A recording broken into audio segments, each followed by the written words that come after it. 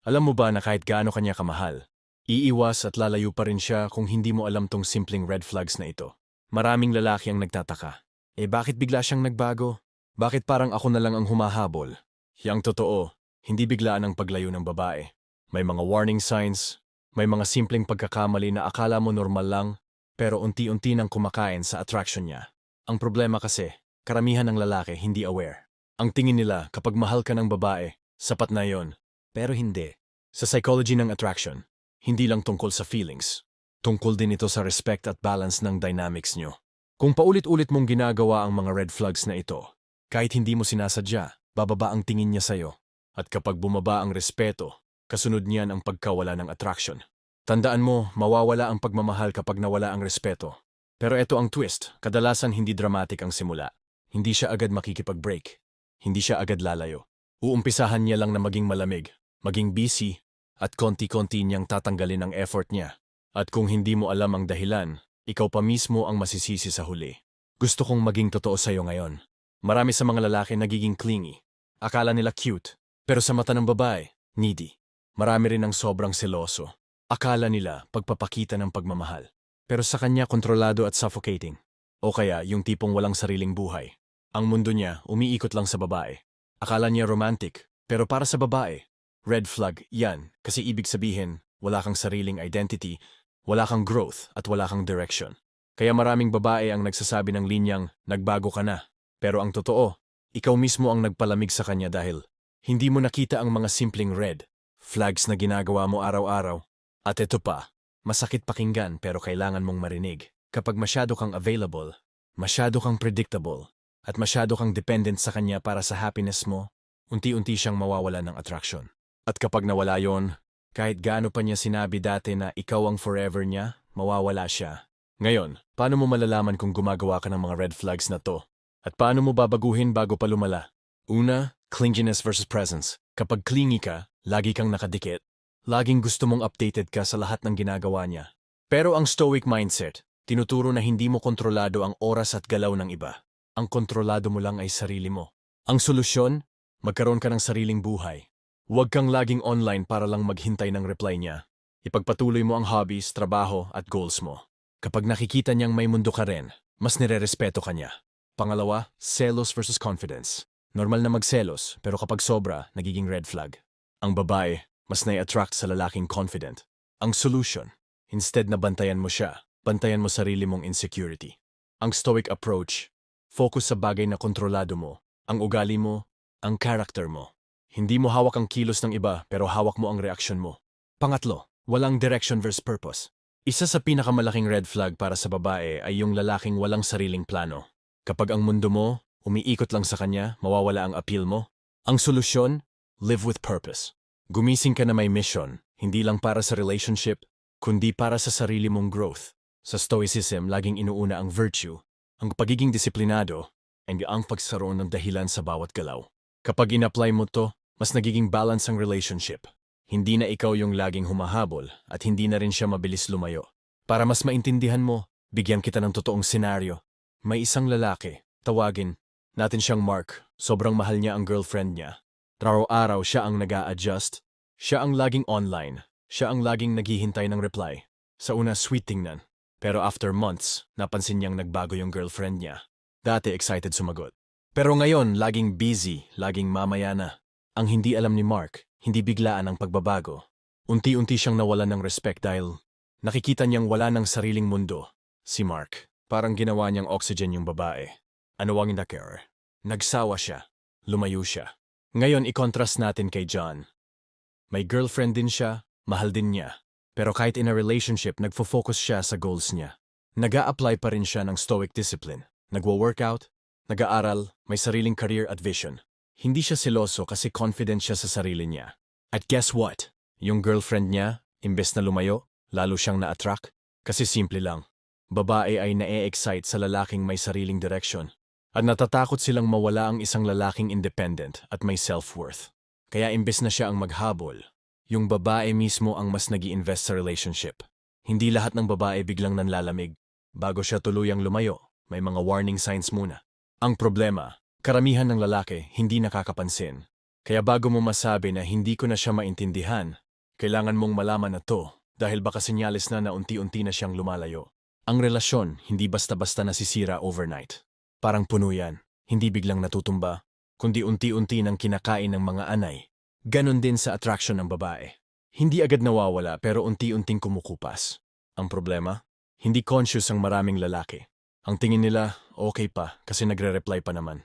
Pero hindi nila napapansin na nagbago na yung tono, nagbago na yung energy, at nagbago na yung effort. Kaya ang tanong, ano nga ba ang mga warning signs na nagsasabing hindi, na siya kasing invested kagaya dati? Ito ang masakit. Kapag hindi mo nakita ang mga signs, madali kang mahuhuli sa laro. Kapag nagtanong ka ng anong problema, o madalas sagot niya, wala. Pero sa totoo meron na. Ilalagay ko dito yung mga pinaka-common na warning signs na nagsisimula ng lumayo ang babae. 1. Nababawasan ang communication. Dati, excited siyang magkwento kahit simpleng bagay. Ngayon parang laging one-liner na lang. Okay, sige, busy ako. Kung dati, siya pa ang unang nagme-message. Ngayon ikaw na lang palagi ang nauuna. Mas maraming dahilan kaysa oras para sa'yo. Dati, gumagawa siya ng paraan kahit sobrang busy. Ngayon, kahit free siya, wala na siyang effort makipagkita. Laging may next time. 3. Iba na ang body language.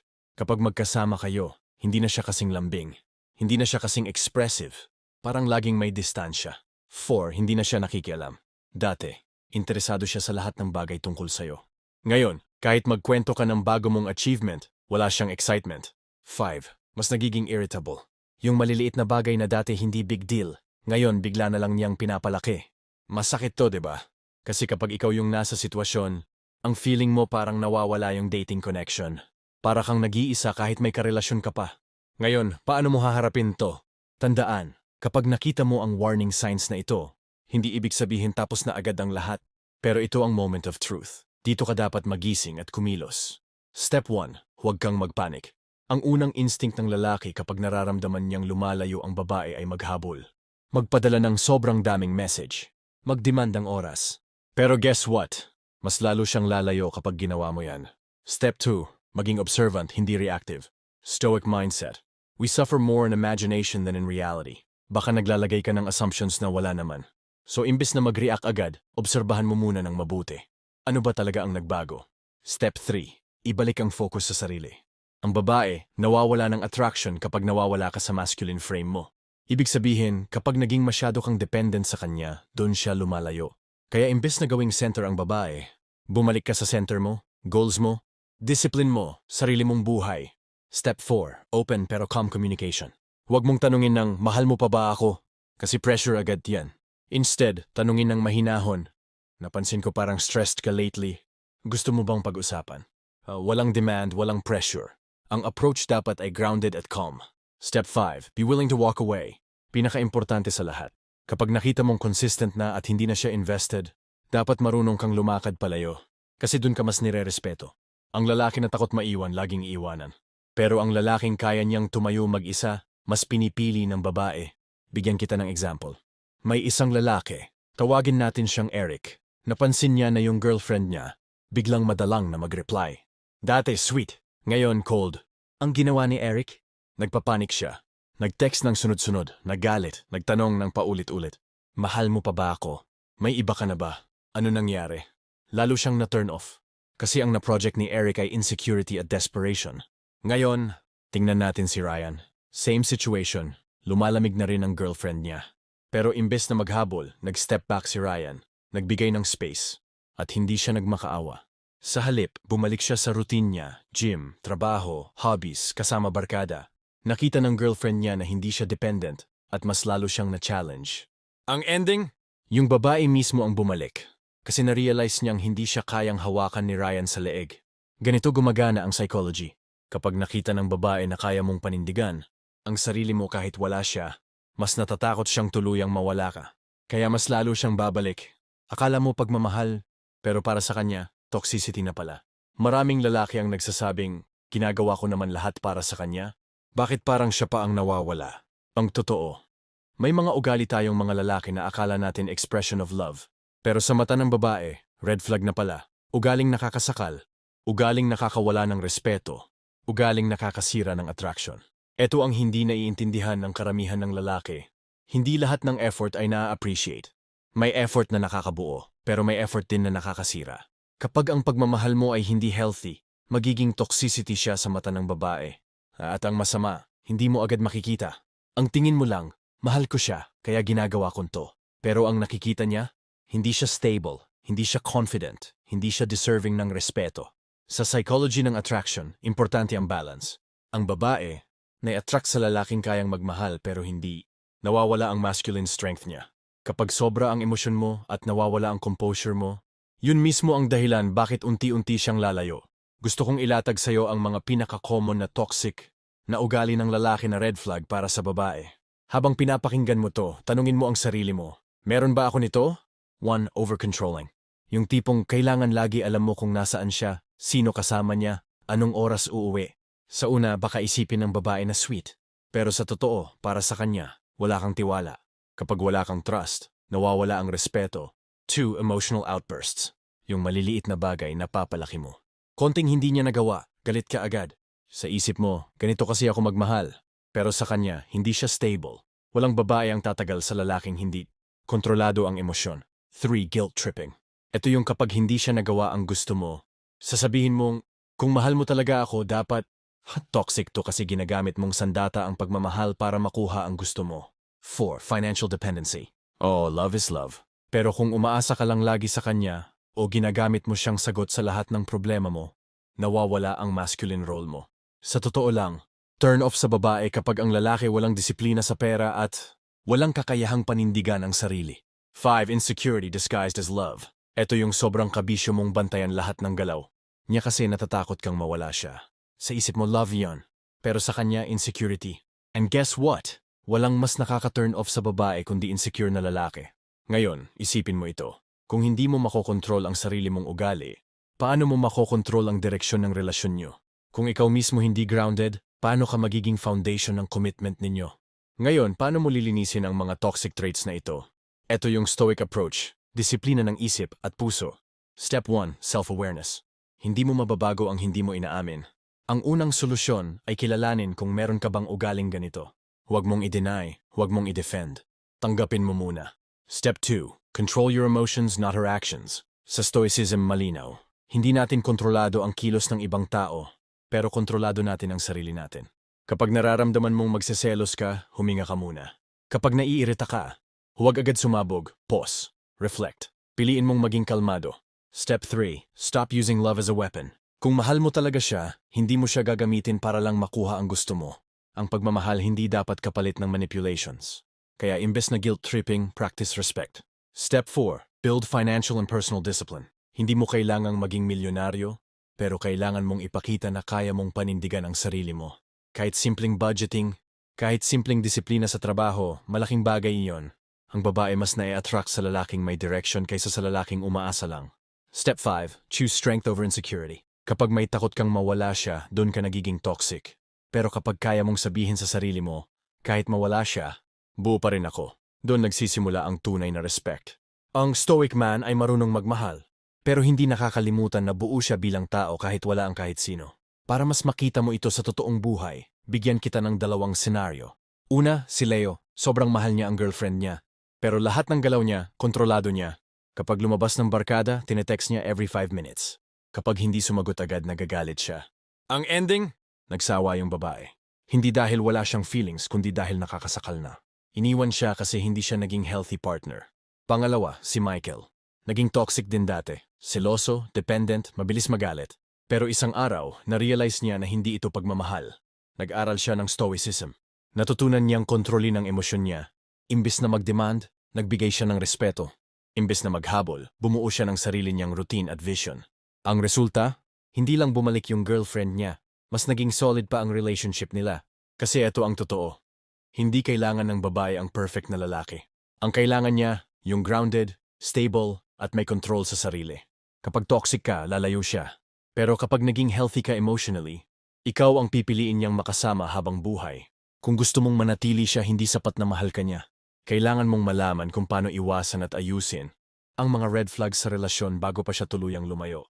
Tandaan, ang babae hindi umaalis ng walang dahilan. At kung hindi mo alam kung paano mag-step up bilang lalaki, kahit gaano kanya kamahal, mawawala rin siya. Maraming lalaki ang nagiging reactive. Naghihintay silang magkaproblema muna bago kumilos. At kapag nandyan na yung problema, saka pa lang nila sinasabing, magbabago na ako. Pero madalas huli na. Ang red flag sa relasyon ay parang crack sa dingding. Kung hindi mo aayusin agad, lalaki ng lalaki hanggang sa bumigay ang buong bahay. Ganon din sa love life. Kung pabayaan mo, darating yung point na hindi na repairable. At ito pa ang mas malala. Maraming lalaki ang hindi marunong magayos ng red flags kasi takot silang makonfront. Ang iniisip nila, basta wag na lang pag-usapan. Baka mawala siya. Pero sa totoo, yun mismo ang dahilan bakit nawawala siya. Kasi para sa babae, kapag hindi ka marunong mag-handle ng problema, hindi ka pwedeng pang long term. Gusto kong ilatag sa'yo ang reality check. Kapag clingy ka at hindi mo inayos, magiging suffocating ka sa kanya. Kapag seloso ka at hindi mo kinontrol, magiging draining yung relationship. Kapag wala kang direction at hindi ka nag-improve, magiging boring at unappealing ka. Kapag toxic traits mo hindi mo binago, magiging mabigat siyang dalhin. And alam mo kung anong mangyayari. Hindi ka na niya makikitang partner, makikita ka na niya bilang liability. Kaya kahit gaano kanya kamahal, pipiliin niyang lumayo para sa peace of mind niya. Masakit? Oo. Pero kailangan mong marinig, kasi ito ang reality ng relationships. Love is not enough. Kung walang respect at balance, hindi siya tatagal. Ngayon, paano mo maiiwasan at maayos ang mga red flags bago pa siya lumayo? Ito ang stoic framework na pwede mong gamitin.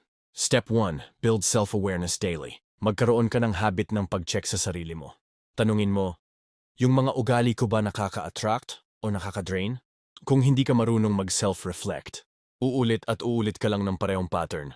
Step 2. Control emotions before actions. Kapag triggered ka, huwag agad magsalita. Huwag agad magdesisyon. Pause. Magbigay ng oras para humupa yung emosyon bago ka mag-react. Stoic principle. Control what you can control. Hindi mo makokontrol yung babae, pero makokontrol mo sarili mong response. Step 3. Establish purpose outside the relationship. Dapat may mission ka sa buhay. Kapag ang mundo mo umiikot lang sa babae, automatic red flag yun. Pero kapag nakikita niyang may growth ka, may goals ka, mas lalo siyang nai-inspire at mas dumidikit siya sa'yo. Step 4. Practice healthy communication. Hindi ibig sabihin dapat laging dramatic. Ang healthy communication ay calm, direct at respectful. Kung may issue, address mo agad ng hindi nagagalit, hindi nagmamanipulate. Example, napansin ko ganito yung pattern. Gusto kong ayusin natin. Mas professional, mas masculine. Step 5. Set boundaries and respect hers too. Hindi lang ikaw ang may pangangailangan, siya rin. Ang lalaki na may respeto sa sarili at sa partner niya, marunong mag-set ng healthy na limits. Hindi lahat ibibigay. Hindi lahat palaging yes. Kapag may boundaries ka, mas nire-respeto ka. Step 6. Be willing to walk away if needed. Pinaka-importante sa lahat. Ang lalaki na takot mawalan, madaling mawalan. Pero ang lalaking kayang tumayo kahit wala siya, yun ang mas pinipili. Hindi ibig sabihin ayaw mo sa kanya. Ibig sabihin buo ka with or without her. Para mas makita mo kung paano gumagana to, bigyan kita ng dalawang real lifestyle na scenario. Una, si Dan. Madalas silang mag-away ng girlfriend niya kasi clingy siya. Lagi niyang chine-check kung saan ito, sino kasama. Kapag hindi agad nakaka-reply, nagagalit siya. Dumating sa point na nagsawa yung babae. Sabi niya, pagod na ako. Hindi ko na kaya. Iniwan siya kasi hindi niya inayos yung red flag. Pangalawa si Paul. Napansin niyang lumalamig yung girlfriend niya. Imbes na maghabol, nag-step back siya. Inayos niya yung routine niya. Balik gym, balik focus sa trabaho, mas maraming oras para sa growth niya. Hindi siya nag-demand, hindi siya nag-guilt trip. Nag-open lang siya ng maayos na conversation. Napansin ko medyo iba na yung energy natin. Gusto kong ayusin, pero ayoko kang pilitin. Kailangan kong ayusin sarili ko. Ano nangyari? Yung girlfriend niya mismo ang bumalik kasi nakita niyang nagmamature si Paul. Nakita niya na hindi dependent si Paul, kundi grounded. Lesson? Hindi mo kailangan maging perfect. Kailangan mo lang maging stable at may direction. At kapag nakita niya yon, mas lalo siyang mag-i-invest sa relasyon niyo. Ngayon, ikaw bro. Sa lahat ng red flags na napag-usapan natin, alin ang pinakanatamaan ka? At anong plano mong gawin para maiwasan at ayusin ito? I-comment mo sa baba para makita ng ibang lalaki na hindi sila nag-iisa sa laban na ito. Kung may natutunan ka sa buong seryeng ito, huwag mong kalimutang i-like at i-share sa mga kaibigan mong lalaki na kailangan ding makarinig ng ganitong reality check. At syempre, mag-subscribe ka na kasi marami pa tayong pag-uusapan tungkol sa stoicism at relationships na makakatulong sa'yo para maging mas malakas, mas grounded at mas respetadong lalaki. At para malaman kung nandito ka hanggang dulo, I-comment mo sa baba. Matatag ako, kasi tandaan mo, ang tunay na pagmamahal hindi nabubuo sa emosyon lang. Nabubuo ito sa strength, respect, at discipline.